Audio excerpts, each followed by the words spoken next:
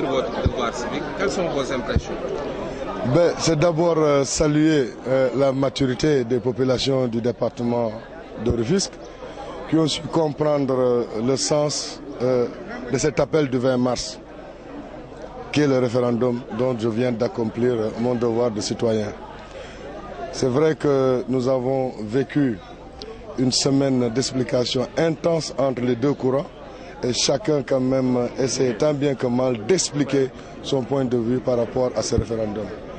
Pensons qu'aujourd'hui ce qu'il faut saluer, c'est qu'il y a la paix, il y a la sincérité et il y a la cordialité. Comme vous venez de le témoigner avec ma tante, la députée, l'honorable députée Awa Diop, un peu chamaillé sur tout ce qui se passe actuellement à Rufisque. C'est le même état d'esprit que nous vivons dans l'ensemble des centres du département et nous pensons que d'ici 18 h, au moment où les résultats vont commencer à être proclamés de façon provisoire, la vérité triomphera. Parce que les Sénégalais ont compris aujourd'hui le sens de ce référendum, qui n'était pas un référendum destiné à une élection présidentielle ou à une élection législative ou municipale, mais c'était le référendum quand même des citoyens, qui ont su comprendre maintenant le sens des messages, des 15 points qui ont été donnés et qui se sont appropriés même ce référendum.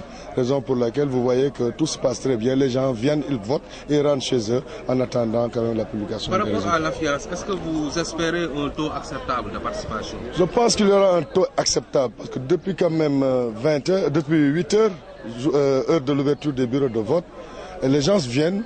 Ils ne viennent pas par compte-gouttes, mais ils viennent faire leur devoir et rentrer chez eux.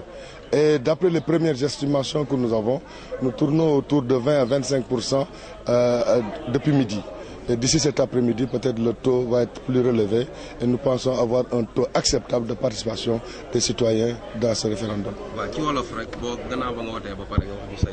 Waaw, maa ngi saluer dëgg maturité ak compréhension bi population département Teungueth am si lii nga xam ne mooy appel du 20 mars de président de la République son excellence Macky Sall soumettre ko au peuple sénégalais.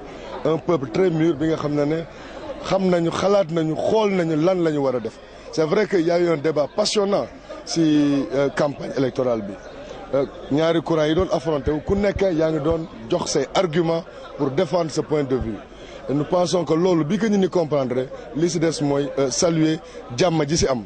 ak nit ñi ni di fowee gis nga que léegi man ak sama tante Awa Diop ñu ngi fo ba mu may taxal sax sama chemise mais loolu yëpp jàmm moo ko waral jàmm bi nga xam ne moom mooy suñu wareef ñun ñi nga xam ñooy responsable yi li ñu waroon def nañ ko dem nañ si population yi à travers comité électoraux yi ñu monté woon waxtaan nax ñi ni ba ñu ni comprendre lan mooy sens référendum bi référendum boo xam ne du élection président de la République du élection député du élection dara citoyen seen bopp ñoo ko moom ñoom nag ba ñu comprendre loolu ku nekkaa ngi def li nga xam ne mooy sa wareef mooy sa devoir génn accomplir sa devoir citoyen dem ñibbi sa kër. yaakaar ngeen am taux bu acceptable ak affluence bi ñibbi. waaw éléments yi ñu am si suba ba léegi depuis 8 heures ñi ñaa ngi génn di voter si dañuy voter nag tooguñu si centre yi moo tax doo leen sentir mais éléments yi ma am depuis pratiquement midi nous sommes à peu près à 25% de vote.